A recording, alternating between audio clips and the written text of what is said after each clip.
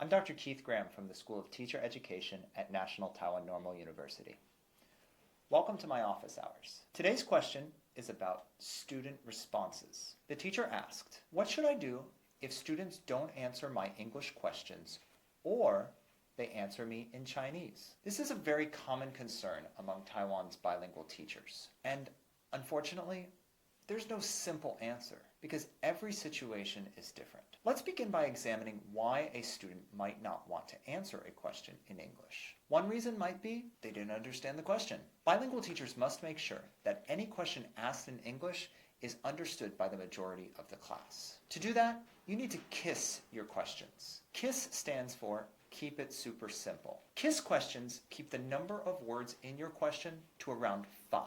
If you count the words with fingers and you start to go to your second hand, that might be okay for the students with higher English proficiency, but generally not for everyone. If you find you need more than 2 hands to count the words, the question is too long. Writing down your English questions in advance can help you design KISS questions. Another reason a student might not answer your question is they haven't had enough think time. The general rule is students should have a minimum of 7 seconds to think before answering. Bilingual teachers should get in the habit of counting to 7 silently in their head before calling on a student. However, I think an even better strategy is to allow students to talk to a partner first. Ask the question and then direct students to tell their partner the answer. After about 10 to 15 seconds, call on a student. You'll be surprised how students will be much more responsive if you give them time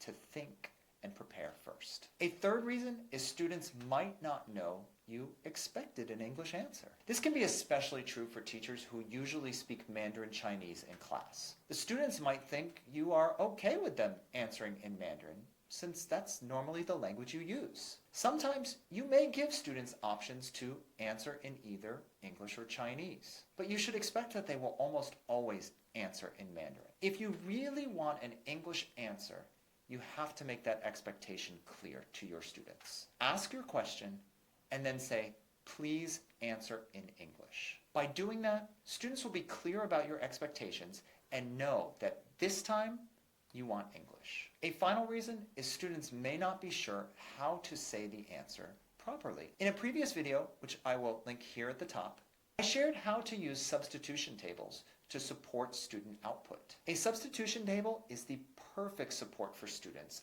unsure about how to answer. So be sure to check that video for how to use this strategy properly. Now, if you've done all of those things and students still do not want to answer, you may want to try asking a different question type. We can divide concept checking questions into 3 types: yes, no, choice, or open-ended. The yes-no question simply requires students to answer yes or no. For example, is Mars the 4th planet? The choice question gives students answer choices. For example, is the 4th planet Mars or Jupiter? Finally, the open-ended question requires students to come up with the answer without any fixed option like yes or no or choices. For example, which is the 4th planet? If you ask students one of the question types and they don't give you an answer, go back 1 step on this diagram. In other words, if you ask an open-ended question and don't get an answer, try rephrasing as a choice question. If you ask a choice question